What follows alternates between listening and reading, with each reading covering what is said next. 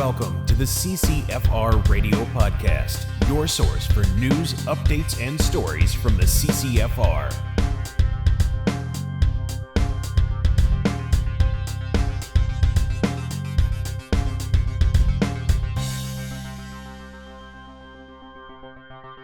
Hey everybody, welcome to episode 198. We're getting close to 200. I'm going to have some information on that for you in the outro as well.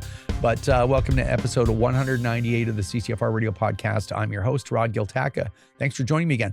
My voice was blown out after I traveled, and it's just barely hanging on, coming back and hanging on right now. So you'll have to bear with me through that. But this is going to be a fascinating episode. It's a mega episode. It's going to be very long, but for good reason. So I need to kind of give you this background before we continue.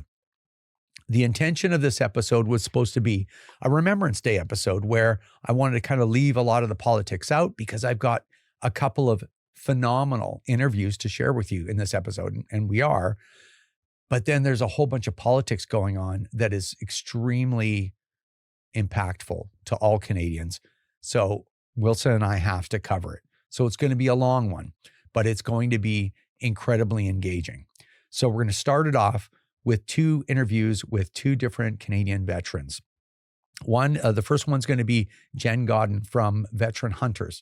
This is an organization based primarily out of Alberta that takes veterans of either military or first responders who are suffering from PTSD or other issues, takes them on outdoor adventures, hunting or fishing or whatever. And it's been very successful. And it's just a great story. It really is. So that's the first interview I'm going to show. The second interview, another Canadian veteran, Chris Kopp, who's the CEO of 𝐂𝐂𝐿𝐷, the company that's been supporting the CCFR Radio Podcast for how long now? Like it's been years, right? Well, Chris, I'd met Chris a little while back, and I don't know, like 6 months ago kind of thing. And he had told me how his business started. And I was like, what? Like that it was a crazy story. I'm like, could you ever come to Chilliwack, British Columbia and do an interview so we can, I can tell people about your story? And he's like, absolutely. And he did a week and a half ago. It was the night before I left to go do to travel to Lloydminster, Alberta to do the Sean Newman podcast, to do a meet and greet for Customer Appreciation Day at our friends over at Prophet River Firearms. And then we did kind of a charity shoot as well when we were out there in Lloydminster. And I lost my voice when I came home. So anyway, Chris had flew in for this and flew back home all on the same day. And we did our 7-minute interview, which I'm going to show you right after Jenn's. And I'm super busy, so I can only keep so much in my head. Well, after we did that interview, I'm like, I got told the story of the friendly fire incident in the opening weeks or months of the Afghanistan war in 2002, where an American F-16 dropped a 500-pound laser-guided bomb on 3rd Battalion PPCLI, right? Our guys, they were doing a night training exercise and killed 4 of our guys and wounded 8. And it's a pretty dark piece of Canadian military history. And Chris Kopp was there on the ground treating guys. He was there when the bomb fell, right?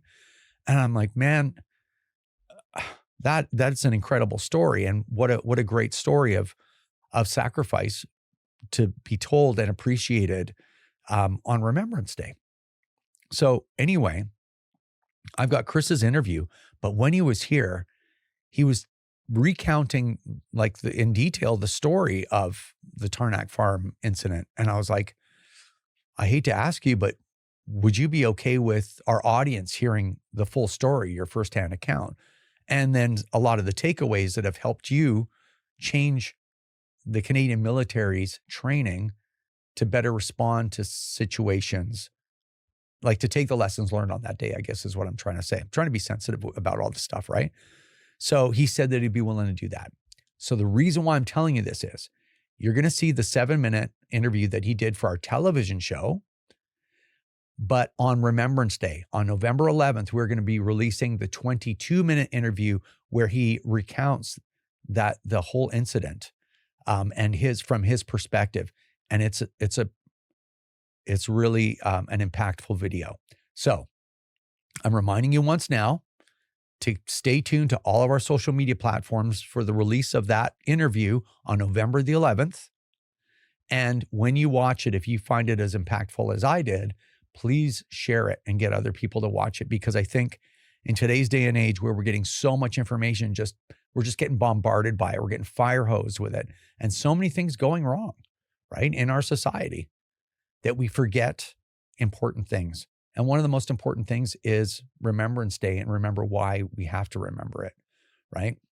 So anyway, important stuff. I think things that have been going on and on and on for so many years, we're just like, yeah, I know what's going on. And then you push it aside. But a lot of people paid the ultimate price for us to still be in the fight today. So anyway, okay. Once these two interviews are done, I'm going to bring Wilson on. And as I mentioned, Ottawa's on fire. There's some really bad things going on right now. If you haven't heard, you're going to hear it from us. And so that has to do with Budget 2025. It has to do with floor crossings. It also continues on with more cops ganging up with the Carney feds, the Carney liberals, ganging up against law-abiding gun owners and getting on side with the feds in this gun confiscation program. Like wild that anyone would even entertain this, but they're doing it. So there's some more people jumping on side with the feds. Want to talk about that. Cape Breton, the pilot program, is pushing forward. We even have a little bit of video for that. You've probably seen it already if you've been following our social media platforms. But then we have a turn for the better. We do have some good news. Good news coming out of Yukon and also out of Saskatchewan. So we're going to talk a little bit about that. And then I have some important information, and that'll be it with Wilson, but I have some important information to share with you in the outro. So all that to say, I mean, this is like a 7-minute introduction, but there is a lot of information in this podcast. So make sure that you share it with people. Make sure you watch it all the way through. There's some important things happening in Canada right now. And of course, these two interviews that I've done with these veterans, I've been impacted by them. So anyway, I want to share them with you. All right. All that and more, the CCFR Radio Podcast starts right now. Thank you so much to our great friends over at Vortex Canada. They continue to support the CCFR podcast and the CCFR. Can't say enough about them. Check out all their great products at vortexcanada.net. That's vortexcanada.net. Vortex, the force of optics. A huge thank you goes out to our great friends over at the Saskatchewan Rivers chapter of Safari Club International. They do a lot of great work over there, including supporting the CCFR and the CCFR radio podcast. Check out all their great work at saskriverssci.com. That's saskriverssci.com. 𝐂𝐂𝐿𝐷 has been a provider of trauma care training to military and police in Canada for nearly 2 decades. Now this emergency medical training is being made available to a wider audience through 𝐂𝐂𝐿D's online courses. Go to 𝐂𝐂𝐿DsAcademy.com and use promo code CCFR30 to get 30% off. That's 𝐂𝐂𝐿DsAcademy.com. Chris, welcome. Thank you. I appreciate it. So for anyone that doesn't know you, you are Chris Kopp, and you own a business in Edmonton called 𝐂𝐂𝐿Ds.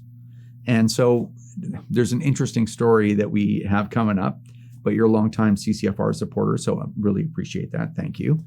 And I wanted to give our audience an opportunity here. The interesting story that I heard when we met. So we'll talk about your business real quick, and then how and why you started your business. So for sure. Just like a minute or so, just an introduction to the business itself. Yeah. So the business, we started as a training company. We provide tactical medical training, primarily to military law enforcement. There's an online component where just the general public can attend the didactic component online, and then the physical, practical stuff is done on contract with military and law enforcement. So. Okay, and you also provide medical supplies as well as part of your business, and some other things that you got going. Yeah, so wholesale and retail of medical equipment, so things like tourniquets, hemostatic dressings, something that guys would stock what they call their IFAC or their individual first aid kit with, and then we dabble in like the rope rescue and just some generic tactical gear as well. Yeah. Okay, cool. So now, the story of how you originally started in the military, and then you ended up starting this business. Just tell us a little bit about how that story happened. Yeah. So the genesis of the company is really from, stems back to my military career. So I joined the Army right out of high school, and I joined the infantry. And it was a time where, I went to Bosnia a couple times, but it wasn't really exciting. So I wanted to make the next step. Where am I going to go? And I had my eyes on search and rescue technician, which was a very competitive trade to get into. So to pad my application, I went to EMR and EMT school and just got a medical background. And then I got accepted to selection, but I ended up getting deployed to Afghanistan before I went to selection as the infantry Chris or Corporal Kopp before the trade change. So in Afghanistan, you'll remember it was the very first 4 casualties of Canadian casualties of the war. And it was the friendly fire incident where the American F-16 pilot accidentally or purposely, but misidentified us and dropped a 500-pound bomb on my platoon and killed 4 of the guys and wounded 8. So because I had the medical background, I ended up treating some of my friends that night, providing medical treatment. And then afterwards, I realized, this isn't really, we weren't properly trained, properly equipped. I was made aware of some doctrine that the Americans were using. And I thought, man, this should be implemented, in the Canadian military. So we started this grassroots thing to start that up while I was in. And then I ended up going search and rescue technician. I ended up a couple of years into that having to get a surgery done. So while I'm on my couch, I incorporated this little hobby company with the intent of doing a side hustle, if you will, to bring the training that we had created in the Army intended for the military. I'm like, the law enforcement can benefit from this significantly. And the company kind of took off, and I had to make a decision whether I stay in the military or get out. And hardest decision of my life, I ended up getting out, and the rest is history. So here we are, 20 years later. So you that was a turning point in your life when you experienced such a dramatic event where you have so many people in need of care all at the same time, and then of course things have changed. Yes. Techniques and responses have changed over time as well. So completely, maybe things could have turned out better had people had a certain level of training. And yeah, I don't know if they would have turned out better. I think the lessons happened for a reason. Nobody necessarily died because of equipment shortages or errors, but the lessons were hard learned. And so the tourniquet that went on one of the guys, there wasn't such thing as a manufactured arterial tourniquet at the time. It was an IV tourniquet, but where the training let us down was that we didn't know the difference. And this was, we had put an IV tourniquet on an arterial bleed. What saved him was proximity to the hospital, to the combat hospital. But the lesson was still there. I mean, that hits you pretty hard as to what could have happened if you had been further out. And so it was those lessons. I'm like, man, I don't want anybody to be put in the position that I was put in. I want all the information and all the equipment out there. And so we're talking about a different kind of medicine, not just, whatever, urban ambulance. This is in high threat environments. Yeah. And so it's a different type of medicine with some different focuses, but you do have an aspect of your business that's available if people want to learn about that because they're interested, because these are good skills to have, obviously. Yeah, absolutely. There's a way they can do that through your business too. Yeah. So we run 𝐂𝐂𝐿𝐷 Academy, which is our online training medium, and that's available to absolutely everybody. And what it does is it teaches the same depth, which is a much deeper level of first aid training than you would take in a normal first aid course. And so it teaches people how to deal with the real trauma, the knife attacks, the gunshot wounds, the bear attacks, the severe trauma, not just the little cuts and scrapes and limbs. And yeah, exactly. Yeah, that's interesting. So I guess if we were going to wrap it up, so we're running out of time in a television format. You've been a long time supporter of the CCFR, and I was just wondering if you want to share with us why have you supported us so long? Yeah, well, I think, from a company perspective, it's because we are reaching the demographic. I think firearms owners are generally prepared citizens, and that's who we want to reach out and think would benefit from this type of training. And just from a personal perspective, I've been carrying a gun since I was 9. I had a pellet gun at first, on my family farm, and then I went to the 22, and then I went into the Army. So firearms have always been near and dear to part of my life, for sure. Yeah. Well, we really appreciate the help. And we've still got a lot of work to do, unfortunately. I'd like to say that the work's all been done, but we're going to stay at it. And again, really appreciate all your assistance and for being here today. Thank you very much, Rod. Awesome. All right, we're back. And in the studio, we have a special guest today, Jenn Godin from Veteran Hunters. She runs the women's program over there. Welcome, Jenn. Thank you for having me. Well, I thank you for being here. So we don't have a lot of time on television, obviously. So what's most important is tell us about your organization and what you guys do. So the Veteran Hunters takes veterans, current military and first responders, and correctional out into hunting and fishing adventures to find healing from trauma. Okay. And do you have a lot of veterans taking advantage of your program? As of right now, we've had roughly 435 participants. Holy smokes. Since our inception in 2019. That's a lot of people. It is. It's a lot of help. It is, and it's growing, and we can't take everyone out that has applied because we do need some volunteer help, as we are a volunteer, self-funded, raised through donations. So you have some corporations that are helping you, and these are good corporations. So why don't we make sure that we mention them? Vortec Canada is, of course, huge. They have been with us since the beginning. Also, Bass Pro is a huge sponsor as well, but we are looking for some other sponsors to help our veterans get out. Okay, so how did you get involved in this organization yourself? I've been with the organization for 2 years now. I was originally a participant that had never hunted before. I'm a veteran myself, and I was looking for the camaraderie that I had lost and the support from people that actually understood what it was like to be a veteran with PTSD. So since then, we've started the female program, which does hunting and fishing for our female veterans and first responders. All right. And you ended up receiving a lot of help from the organization. Yes. If it wasn't for this organization, I honestly don't think I would be here speaking with you today. Okay. So you served. Yes. And you sacrificed a little for that. I did. I'm a bit of a different case just because I joined the Canadian Force Reserve at the age of 16 and then transferred into Reg Force shortly thereafter. I served till about 2014 and I couldn't keep going.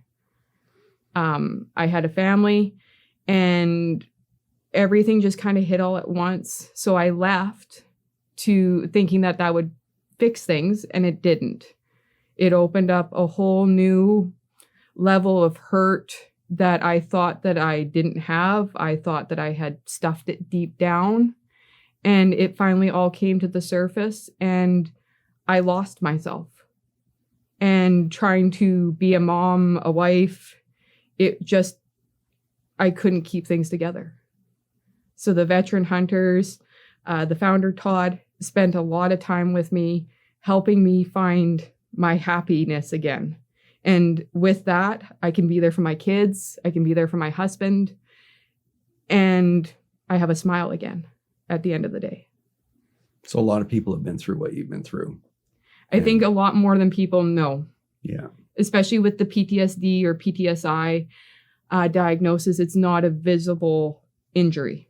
So we look completely normal on the outside, but they don't know the darkness that we face day to day.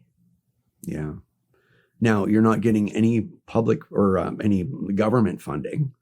This is all funded from people who are donating, and you're all volunteer Yes. at this point. We are all volunteers. So all the hunter hosts, anybody that helps in the organization is volunteer. They're doing it out of the goodness of their hearts to either help their brother and sisters, or we do have civilian volunteers that do step up to help us help the people that have served our country. So you're based in Alberta, right? Yes. But you're you're expanding. You have people across the country, correct? Yes, we have BC, I have to think here, BC, Quebec, New Brunswick, Nova Scotia, and Newfoundland. And we're looking to expand into the other provinces so we can help truly coast to coast. Well, it sounds like you're building up the organization. Sounds like it's doing something that's really, really necessary. And it also, I mean, I've had a few conversations, right? I didn't serve myself. But it seems like the government is not taking a proper approach to helping our veterans after they've given everything that they could give to the country. That is correct. And we've even have participants that have been offered the maid service through Veteran Affairs Canada. And our government is turning their backs on the people that have served to protect us. And that's not just your military, that's your RCMP, your firefighters, your paramedics. We deal with everybody under that umbrella. Yeah. So this is probably a little better of an approach, wouldn't you say? It is, and the power of nature is a wonderful thing. And they just need to find that quiet. And if the people listening could actually see what it is to have a veteran out in nature and the rapid change that we see is truly amazing. The healing. Yes. Yeah, that's amazing. So if people want to find out what your organization does, maybe how they can get help themselves or how they can support the organization, which is probably a good thing to do. I might, if I can be so bold as to say, where can they find you They guys? can find us on the web at theveteranhunters.com. We do have Facebook and Instagram as well if they want to follow even more. So they'll get to know the organization a lot better by going there and also by following you guys on social media, obviously. Yes. So the Facebook is fairly well attended. Yes. Facebook page. Is that your main social media? Yes, and then it does link into Instagram as well. Okay, awesome. Well, really appreciate you coming to tell us about your organization. Sounds like something that everybody should get behind, and thanks for coming. Thank you for having me. All right, we are back, and I've got Ms. Tracy Wilson from the CCFR. Wilson. You sound like a 12-year-old boy. What's going on there? I have a lot of changes happening right now. So, no, I got strep throat or something from traveling. I lost my voice for a few days. Mrs. Giltaca was happy about that probably, but probably. It's been a real struggle. But anyway, before we get started, because we got a lot of stuff to go through, there's stuff exploding everywhere right now. It's nuts. So we got a fair bit of bad news and we got a little bit of good news to kind of end that off. That's how we're going to structure it at least. But I do want to thank profusely Jenn Godin from Veteran Hunters for coming on. It was an excellent conversation, and they have an excellent organization as well, doing a lot of great work. And I also want to thank Chris Kopp from 𝐂𝐂𝐷, not only for his support of the CCFR for so long, but for his service and sharing his story with everyone. And let me just mention one more thing. Sorry. That's okay. And I'm going to mention it again in the outro, is when Chris was here, we started talking about his experience of being there at the Tarnak Farm incident, right, where the friendly fire incident at the during the opening of the Afghanistan war, and Chris was willing to share a firsthand account of the entire day. And it's not something I wanted him to do, but he was willing to do it, so we did it. And it is a phenomenal interview. I think it's about 22 minutes long. That interview is coming up. I edited it yesterday, and it's fantastic. And it's coming out. We're going to release it on Remembrance Day, right? November 11th. So keep your eye on the CCFR Facebook page, on the YouTube account, as well as Rumble and Facebook and everywhere else. We're going to spread that interview around. But if it is 22 minutes, very well spent. So anyway, I just want to get that stuff out of the way. Awesome. Now, you saw that, and I sent a link to the interview yesterday. Like, what did you think of it? I thought it was really impactful. As you know, I come from a big military family, and Colin served. He's actually got some connection to some of the same people as Chris. He would not watch it with me. However, I watched it. It was very impactful. My brother also served in that war, and many of my family members. So yeah, I was kind of glued to it, and he really told it in a way that made you feel like you could really understand what they went through. So yeah, thanks to Jenn and to Chris for their service, and to all those who served and those who still do. Yeah, absolutely. So it was, I haven't done a lot of conversations in the studio like I did for those two interviews. So that was a little bit of a new experience for me, but I'm actually quite grateful for that experience, to be honest. I liked it. Yeah, I liked it. It was a really nice interview.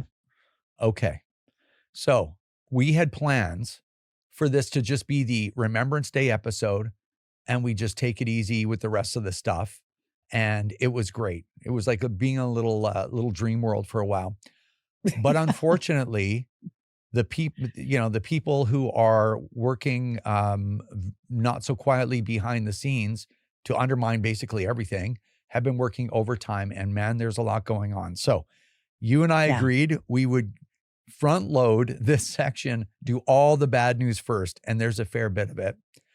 Then there might be a few laughs in there somewhere, and then we've got some good news at the end, because there are some good things happening. And then I've got, after we're done with all this, I've got the outro, and I've got some encouraging messaging for everybody. So anyway, let's get started.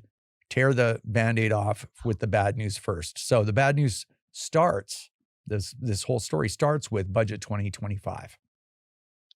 Yeah, that's right. So at the time of recording, yesterday was budget day here in the nation's capital. And, you'll think back to when Freeland resigned during the last budget. That was a $65 billion deficit budget. It was enough to trigger a really weird, series of events that happened. She resigned. That led to Trudeau resigning. He prorogued Parliament. We ended up in an election. There was an election upset. And now we've got our new elbows up Prime Minister, and Freeland's back in cabinet, and all that's going on. Well, Carney just blasted through that $65 billion deficit ceiling with an $80 billion deficit, which is actually $130 billion deficit, because he divided it into operational spending and capital investment. Of course, Liberals like to play some fun Liberal math, and they consider spending to be investment. Now, he promised Canadians this would be an austerity budget, yet there's $141 billion in new spending. And the total spend, get a hold of this, is a staggering $581 billion, the highest in the history of the country. Now, fun fact, the Liberals are actually going to spend more in this budget on their war on legal gun owners and our legal guns than they are on Operation Reassurance, which is our mission in Latvia, securing the border, and hiring all those CBSA agents combined. They're going to spend more fighting us than they are all of that. Now, every budget vote is automatically a non-confidence vote. You don't get a choice in that. And people were maybe worried that if the opposition parties didn't support the budget, that we would be plunged into a Christmas election, which I'm sure Mark Carney wouldn't have minded that at all. But have no fear. He has come up with a plan B for that. And he has begun courting disgruntled Conservative MPs to come over to the Liberal side. And yesterday there was news during the announcement for the budget that he has in fact already been successful with one MP in particular, and that's Chris d'Entremont from Acadie, Annapolis in Nova Scotia.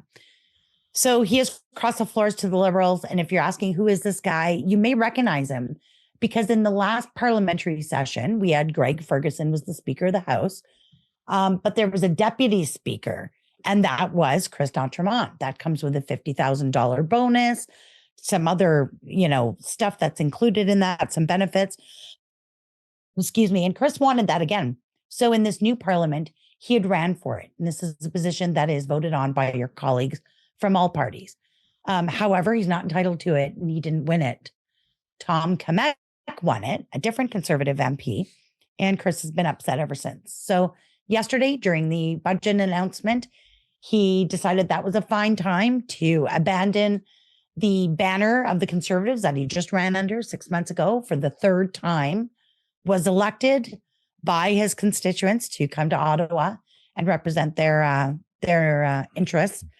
And yeah, he has crossed over. So he joined them this morning at the Liberal caucus meeting, and they welcomed him with a big round of applause, and there was hugs and kisses. And yeah, so Carney now sits 2 seats away from gaining a majority that he did not earn through election by the people. Well, this is interesting. The whole thing is quite interesting.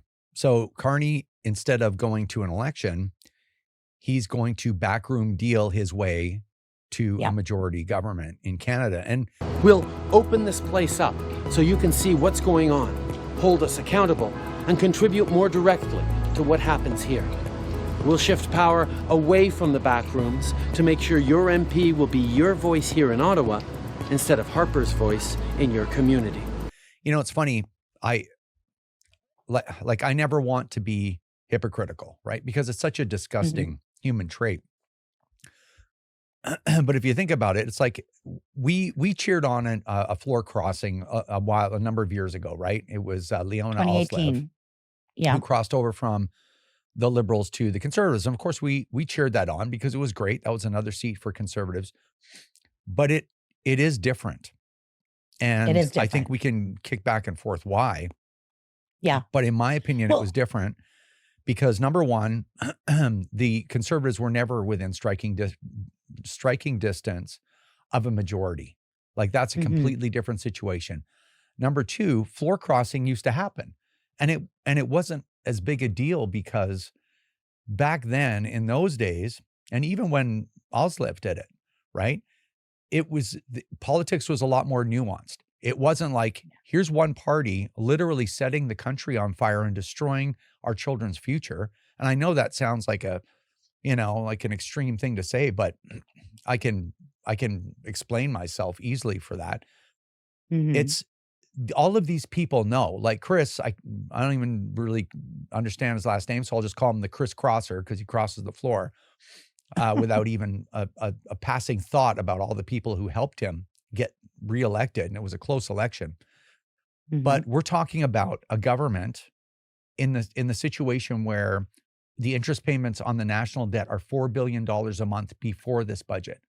$4 billion per month in interest that has to come out of tax revenue and other revenue before you pay for a single service.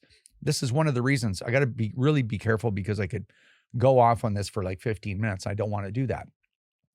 But it's amazing to me how people don't understand.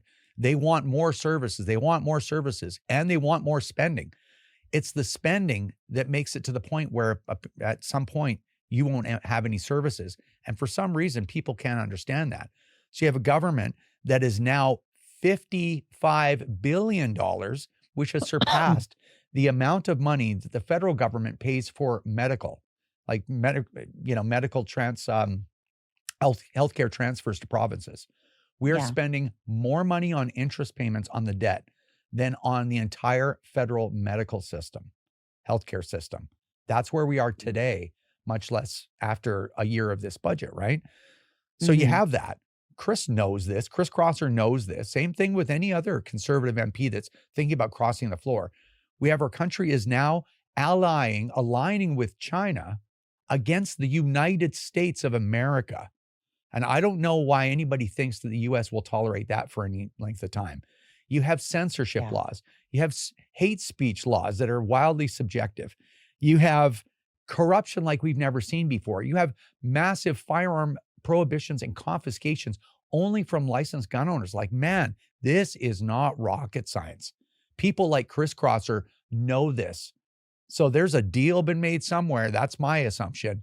There's money in a foreign account. And by the way, Carney is an expert in moving money around in foreign jurisdictions. Like, that's literally, he's an expert at it.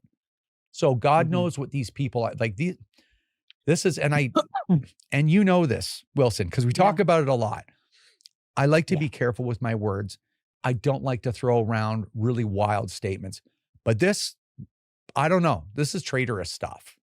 So, man, I don't know who else is going to decide to take the deal, but it's not a good situation for anybody. I don't think it's going to be a good situation in the medium term for Liberals. Well, and you're right. Like, I also cheer-led when Leona Ellsworth crossed, but that was back in 2018. It was 3 years into the Liberal mandate. There was a distinct shift in policy, in this stoking of hatred and division. Excuse me. It was a very different situation. This guy just ran under the Conservative banner, under Poilievre's banner 6 months ago. A month ago, he stood up in the House of Commons and said that people in his constituency, in his riding, were, starving and homeless and all these things. Nothing has changed for that in the last month. But yeah, I got a message actually from a gun owner. Matt Kazera is a good friend of mine on Facebook. And you'll remember that during the last election, we encouraged gun owners to get involved. That's the democratic process. Excuse me. Get out there and help your firearm-friendly candidates. Volunteer, try and do what you can. And Matt did exactly that. He went out there. He took time off work. He door knocked for this guy. He handed out literature. He pounded in signs. He put all his effort into this guy who ran 3 times for the Conservatives, and even got like a handwritten thank you note at the end of it from the MP. And he sent me a message yesterday and he said, Tracy, I've never felt so used. I worked my butt off to get him that seat. There was only a difference of 500 votes. It was a very close election. And then he gives it away. How the heck do we move forward from here? And he sent me some pictures working on the campaign. And I think, well, that's right. I mean, if you voted for this guy, you might be angry. If you volunteered for this guy, it's like a slap in the face. It takes a lot of people and a lot of money. People donate money. It takes about $100,000 to $140,000 to run a campaign. People invested in him under the Conservative banner. And I get it that Leona had that too. But it was 3 years into a mandate with a distinct shift in policy. This was 6 months after an election. He knew exactly who the leader is, knows exactly what the policies are, spoke against the Liberal government a month ago, and now is being an opportunist. So there's some rumors floating around here in Ottawa that there's up to 3 other Conservative MPs who are being courted by Carney right now. I noticed yesterday Chris Crosser's social media kind of went dark, and there was some rumors swirling around on Twitter. And next thing you know, there was the announcement put out, and it's been, just a train wreck ever since. And there are some other Conservative MPs that I noticed, at least one, that his social media has gone dark. So I don't know. I don't know where we stand here, what's going on. But Carney said in a press conference this morning, he needs that majority by Christmas. And at this rate, I'm worried he may get it. And I don't know what that spells out for Poilievre for his leadership. He's going to face a leadership question at convention in January. Yesterday I would have called you a fool if you said it would be anything but a Conservative or a Poilievre landslide. But I don't know. I guess things are up in the air, and maybe by the next podcast we'll know a little more on this. But it's a moving situation here in Ottawa, very fluid. And yeah, I don't know. I guess we know exactly what somebody's integrity is worth, and that would be $50,000. So yeah. Well, so you're saying $50,000 because the deputy speaker gets their gets MP, a $50,000 top up. Yeah, and he didn't get that. This might be some good information. We've covered this kind of stuff before, but when you're an MP in Ottawa, you're at, I think, about is it 210? $209,000 for a backbencher. So we'll round up $1,000. So $210,000. Yeah. And your pension, you only have to serve 6 years to get a pension to begin with, but your pension amount is based on your best 5 years. So if you've been in politics for 15 years, they'll find, where did you make the most money? Take the average of those 5 years, and you're going to get 60% of that. Now think about that for a second. I know this is a lot of information, but it's good that people know this stuff. The more you know, the better, right? So if you are making $51,000 a year more because Mhm. you've been deputy speaker, that dramatically affects your pension. You're talking about $260,000, over $250,000 a year, and your pension is based on 60% of that. Yes. These people are making out like bandits on this pension. Sure they are. And this Yeah. pension actually used to be far better. Harper had the guts back. And I used to criticize Harper actually, but Harper back in the day, he actually lowered all the pensions and he took a lot of flack for it. And that's where he lowered them too. So everybody was complaining because their pension got lowered. And now, you know, even as it sits, because the MP pay has gone up and up and up, these people are still making a really great living without having Sure to they work are. later. So anyway, Yeah. a lot of this is all aimed at trying to get Poilievre out of the leader's seat. And, Oh, that's exactly what it's about. you know, Yeah. nobody's perfect. Like nobody. Is Carney a perfect leader? Absolutely not. He's terrifying actually. But Poilievre has been really consistent. He's not intimidated by the media. He's not intimidated by the government. You know, he's a sharp He guy. takes a position and defends it. Yes, And that's right. He sticks to it. So Yeah. it's, you know, everyone wants to, you're always picking on the guy that's in the arena, right? The guy that's in the center doing the fighting. Everyone always wants to pile on. It's a weird kind of human thing. You know, we experience it ourselves, right? But Mhm. it's interesting. A lot of this is all trying to remove him. And you know, you wonder why. And politics is a win at all cost game. So everybody's nervous. It's like, well, if not, but my question is, if not Poilievre, who? That's right. Who is it Then then? who? So Mhm. do they fight to keep him? You know, do they run a leadership race? I don't know. It's a really I don't quickly evolving situation. And it is it's a crap sandwich for anyone that's like, I want my kids to have a future in this country. It's Yeah.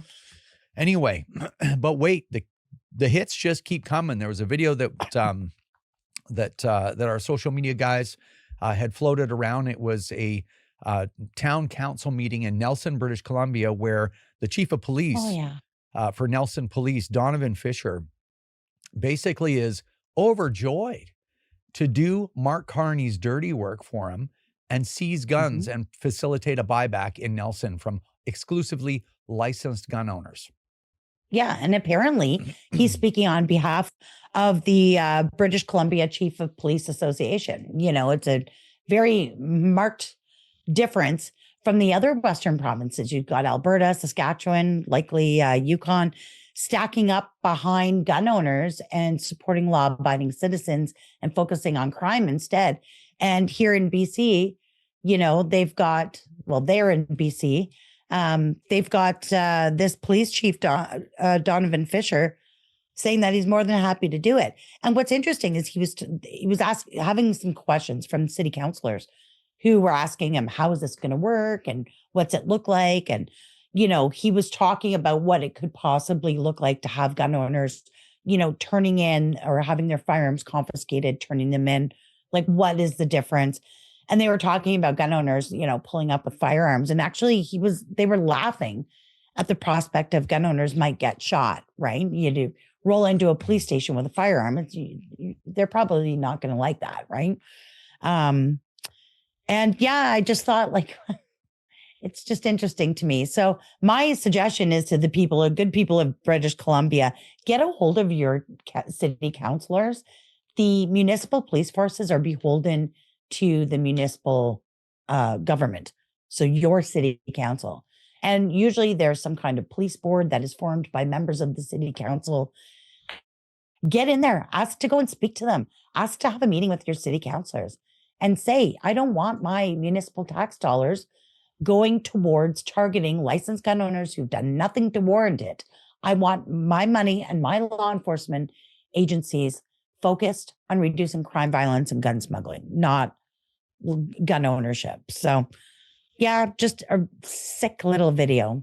Yeah. Well, my question to people like Donovan Fisher and others is, at what point do you say no? At what point are you going to be like, I'm not doing that because that's not right? It's interesting. Like, there are people out there that will literally do anything for money. because it's what it's about for people like that. Well, or their Yes. sadistic tendencies that we don't see from their outwards appearances, but they're doing it for like, oh, well, the feds are going to pay us. You know, I forget what the rumor was, how much per gun. I don't know. Was it $250 or something like that for police? Well, they're giving these lump sum amounts. It was 108,000 that they gave to Cape Breton, a very small jurisdiction. But I think Winnipeg Police Force, I think they gave them $2 million. So they're giving a lot of money. I don't know if it's based per gun, but there's been talk of a variety of different methods of payment. But I don't know. If you need more funding, there's all kinds of ways to get it. I don't know. I don't know, man. It's an interesting time in Canadian history. But anyway, now let's go to something interesting and then some good news. Because man, that was enough bad news for a little while. I know. So the idea of a backroom dealing, as a result of backroom dealing, a liberal majority is pretty scary to me. So anyway, let's move on. Me too. So there was a video sent to you of a drive-through in Cape Breton of basically a drive-through, approach to people turning in guns there. So just give us kind of the synopsis of that whole thing. So our good friend Jeff McNeil from the Port Morean Wildlife Association, you'll remember he was the organizer of the little rally we did out there, and Jeff and I have become quite good friends. So he sent me some footage, and he wanted to go see, like, now that they're into the stage of actually, supposedly collecting firearms, what does that even look like, So he drove over to the Cape Breton Regional Police Services building, and they built this weird thing out of barricades. It puts you in mind of like a cattle corral, you turn and drive and it guides you along. And the idea is that you would, I guess, pre-warn the police you're coming. Maybe they'd give you a time slot. You would drive through this drive-through thing and roll up, and then a cop would come out and take the firearms out of your vehicle. You don't even get out of your car. So it's like a drive-through drop-off. And then apparently they're storing them in a 24 by 24 garage out back behind the building, storing the guns barrel down in green bins. It just sounds insane to me. But it's also my understanding that the feds are sort of giving them extra money for this, and that they will also pay them for the costs associated with the rally we did out there. You'll remember, I think we talked about it on a previous episode, that on the day of the rally, they closed the police station, like, some kind of public safety, concern. They closed the police station to the public and then hired private security guards to come and guard the parking lot and the entrances to keep the police safe from us rally people. They also had a TAC team across the road. All this stuff costs a lot of money. There was a drone that flew above us, recorded everything the entire time for 5 hours. None of this stuff is cheap. It costs a lot of money. And it's our understanding that the feds are paying for all that stuff too. So very slow rollout, which I'm celebrating their incompetence. But yeah, it's just this weird, creepy thing going on. And Jeff took a little drive through there. Of course, now they've got some cameras up, and they probably don't like him poking around. But yeah, it's like a drive through drop off for your firearms. Now, he didn't see anybody actually doing it. So I guess we'll see. There's all kinds of ATIPs filed, both federally and municipally, to find out what's being spent on this, how many guns have been turned in, is it even working? And I guess we'll find out some news on that rather soon. But yeah, drive-through drop-offs. Yeah. And just a kind of a sidebar is that we've looked around for this rumor, that there were 30 guns turned in or at least registered or whatever, and I can't find any information about that. And it was a rumor that was kind of floated out there by a few people. It would be great if that was true, but that's still, in my opinion, still unconfirmed. But that's just kind of a sidebar. Oh, it's absolutely unconfirmed. Yeah. Okay. Now for the good news. And there is some good news to celebrate. Yukon held a provincial, a territorial election night before last night. And Night before they last, have yeah. overwhelmingly elected a conservative-oriented government, the Yukon Party. And Mhm. this is a party that has promised to mirror legislation like Saskatchewan and Alberta to try to protect gun owners from the feds coming in and confiscating their firearms. So, and it was a landslide win. It was pretty cool. Oh, yeah. Yeah. So they decimated the Liberals down to just one seat. The Liberals were the longtime governing party there. And there's a lot of gun owners who did a lot of work. Our friends, DJ, Donovan, like everybody's been working really hard on this. And yeah, it's pretty awesome. Curry ended up with a majority government for the Yukon Party. Apparently there's some sort of Firearms Act coming out or some sort of legislative tool that they're going to use similar to what Alberta and Saskatchewan has done to try and protect Yukon firearms owners. And we'd support that 100%. So we're always ready and willing and able to help in any way possible. But yeah, it is really nice to see that for the Yukon. And congratulations to everybody involved. Just a massive undertaking and a huge win. Yeah. Great work, everyone, for doing that. That's fantastic. And we need those little victories to keep us going. Yeah. Now, the other thing I just want to mention is I did a video. It's like, I think it's a week and a half ago now on legislation that Saskatchewan is coming out with and an explanation of what it is that they're trying to do and why it's actually really, really good. And it's an insightful thing. Who knows whether it'll work or not, but it's looking good for now. So make sure that if you're not sure what Saskatchewan is doing for gun owners, I believe the video is called What Saskatchewan is Doing for Gun Owners, I think, if I remember correctly. But make sure that you watch it because it's really important to stay informed about certain things like that. Now, if what Saskatchewan is doing, if that works, then the CCFR will launch a project to make sure that every provincial government is provided with an ultimatum. Do what Saskatchewan is doing because that's the least you can do to protect your citizens. It's not actually trying to stop the gun buyback program. It's only trying to make sure that everyone gets paid. And the fact that if the feds are confronted with the fact that they will have to pay everyone that turns guns in, that in itself may slow this whole roll. They'll have to get us out of this time period and maybe into the next one. So anyway, I would highly recommend watching that video because it's important to know what's going on. All right. Yes. I think we covered everything. It's been like half an hour. So it was a very long episode, but I think we covered everything. I appreciate the update, and we're just going to keep on pounding over here. Yeah, that's right. We're going to keep doing this stuff. This is what we're doing, and it doesn't really matter what they throw at us. We have no alternative but to fight because giving in to these people has never been an option for us. Well, So, it just you can't do that because if you give up, you're just gonna lose faith in everything, and then what does your life look like, right? So that's right. got to keep fighting. All right, thanks for the update, and we'll see you in the next one. We'll see you then. All right, that was quite an episode, wasn't it?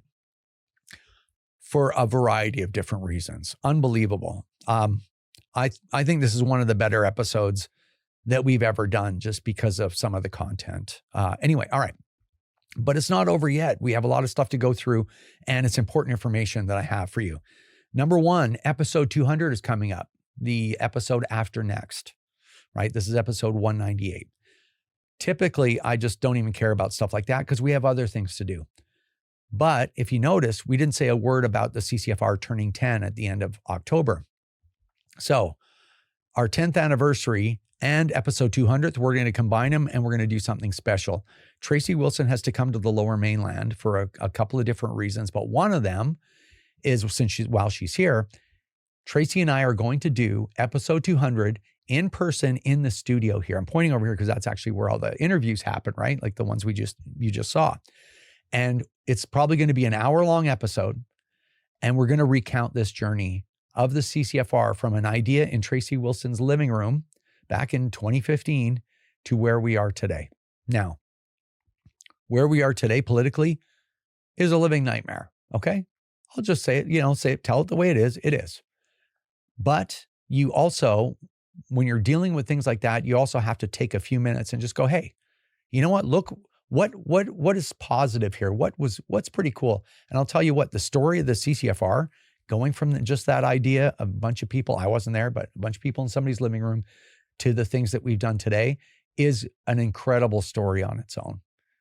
And just the firearms community supporting this vision and doing all the things that we've done. And it won't be just about, hey, remember when we did this, remember when we did that. This will be a really interesting walk down memory lane over the last decade of the change that we've seen, like in the firearms community, the change that we've seen politically, the reaction to some of our projects, the things that we've been through as individuals. Is going to be an interesting episode. I'm hoping it'll be one of the coolest episodes we've ever done, because we have this tool of the interview studio, right?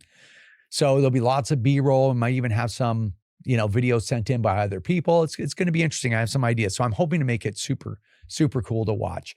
And at least, if anything, I know politics is very dark right now, but if you just look at this organization and the things that we've been able to do, everyone should be pretty proud of that. Despite the result, because we can't control everything, obviously. The Liberals have been fully in charge for 10 years. And elbows up Canadians have made that happen. And I can't control that. All I can control is us to continue to keep fighting. The story of the CCFR is pretty wild. We've done some pretty crazy things, and we've really pulled together as a community to make that happen. So anyway, I want to share that story with you. I'm in talks with Wild TV. I'm sort of saying this out of turn because I haven't heard back from Scott over there. I want our TV episode it would be the 200th on the podcast, but it's episode 7, I think, for CCFR Radio on the Air. I'm trying to make that an hour-long special on Wild TV. I'll have to see if they have the space in the schedule, if they can move some stuff around. I don't know if they can. But anyway, there's that as well. Now, I just wanted to mention, before I continue, I have a couple other things I want to mention before I let you go. But I wanted to say, when all this stuff with the floor crossers and the budget and everything happened, along with a few other things, and some police, they're just like, yeah, I'm not willing to say no. I'm going to team up with the feds, against licensed gun owners. Like, just when I see that kind of stuff, it's really difficult to keep going, right? Because if the Liberals get a majority, I don't even know what's going to happen. But I'll say this, you guys all know I've done soul searching recently, and it's been very difficult. But the position that I'm in is, if I give up, a lot of people are going to give up. If I'm like, I have other stuff I could be doing other than, running against the wall. If I give up, lots of people are going to give up. And the thing is, that's not an option. I'm not going to get into the whole thing because I've said all this stuff before. But you have no choice but to keep fighting. For me, the reason why I made that choice is, even if 18 months from now, I've lost everything and we have lost completely. Number one, we would have lost all this stuff sooner if we weren't fighting this whole time. That I do believe that. And number two, if I give up now and I lose all my stuff in 18 months or 2 years or whatever, and we just lose everything, I'm going to look back and I'm going to be like, I wonder if we would have lost everything had I continued to fight for that last 18 months or whatever it was, But I'll tell you this, we are going to fight right to the last day. I'm going to do everything I possibly can do to make these people's lives miserable for doing this. Miserable in every possible legal way that I can, right to the last day. And maybe even past that too. We'll see, right? Because at the end, I will still be able to hold my head up high and say, I didn't just get demoralized and then just, quit 18 months ago, right? This is me at the end, quit 18 months ago and just hand the home invaders my keys, just be like, okay, just take them, you win. I'm not doing that. I don't think you should either. So that's why I'm continuing on. All right. Some other kind of cool things. Well, certainly one cool thing. You guys are probably aware that I have a hunting show on Wild TV. It's already done its 6 months run. It's called My Best Hunt. And it was a pretty good show, certainly for the first season, but it did really well on Wild TV. I think it reached beyond 1.5 million viewers. The biggest month in ratings that I had for My Best Hunt was, I think, 430,000 viewers in a month. CCFR Radio on the Air has been playing for 5 seasons, and it's a popular show. And I think our biggest month was like 210 220,000 or something like that. So, the hunting show did really, really well. Well, all of those episodes from this past season are going up on YouTube. So if you go to YouTube, find My Best Hunt, that's the channel. There's not a lot on there, but the episodes have started going up. So I'm putting 2 new episodes up there every 2 weeks. So there's 13 episodes. We're in the first season. I think the show's pretty good. Pretty much all the episodes I think are entertaining, but I've made huge improvements to the studio. So this is when I first built the studio. And it's okay, but we've made a lot of audio improvements and new lenses and all this stuff. It looks a lot better now, as you saw in those 2 interviews. So anyway, if you want to watch all those episodes for free, you can find them on YouTube at My Best Hunt. That's the name of the channel. And you can start watching those. There's 13 in total. And I think within the next 3 weeks, all of them will be up. All right. So you can check that out. Season 2 of My Best Hunt is coming, by the way. I signed for that. And that'll be coming in April 2026. Okay. I also appeared on the Sean Newman podcast. That was circulated on our social media. But if you want to go find Sean Newman's podcast, I had a really interesting talk with Sean, and Chuck Brodnick as well was there. So if you want to check out a podcast and hear kind of an interesting conversation, you can do that. If you've seen Sean Newman's podcast before, it's a very popular podcast, had a lot of big people on it. And if you haven't before, you can just search for Sean's podcast. Here's what I'll do. I'll put a link to that podcast in the description box for you, so you can check that out. As well, when I had no voice at all this past weekend, I appeared on Steve Malkowich's podcast. So this is a new podcast just kind of getting launched. That episode hasn't come out yet, but you can always check. It's called the Ship of Fools podcast, where wit meets wisdom, I think is his tagline for that. And it was a really interesting conversation again, but I had no voice, but I still showed up. I had to get really close to the microphone. I'm like the whole time. But when that comes out, I'll let you know where that is. You can check that out as well if you're interested. And last, but by no means least, the Tarnack Farm incident video. It is a fantastic video to watch. Coming out Remembrance Day, November 11th, on the YouTube channel. We'll spread it all through the socials. I hope you enjoy hearing this story. It is a really engaging story to listen to, that really illustrates what guys have gone through, and the little lessons, kind of a sidebar to it, and which is really Chris's connection to it. His business is the lessons learned at the darkest times, even the small ones, impact people in the future, as long as you don't lose those lessons, as long as you learn by them. So that's sort of the recurring theme in this interview, and his first-hand account of what happened in 2002. It's really, really engaging. So anyway, make sure that you watch it. If you like it, make sure you share it and get other people to watch it. It's really valuable. Okay, that's it. Sorry, 10 minutes. I did that as quickly as I could, but it was important information. Anyway, thanks everyone for watching. Share the podcast. Take care. And we will see you in episode 199 in a couple of weeks. All right. Thanks again. See you in the next one. This is another episode of the CCFR Radio Podcast. Remember, if you don't stand up for your own ability to own and use firearms, who will? Join the CCFR or donate right now at www.firearmrights.ca.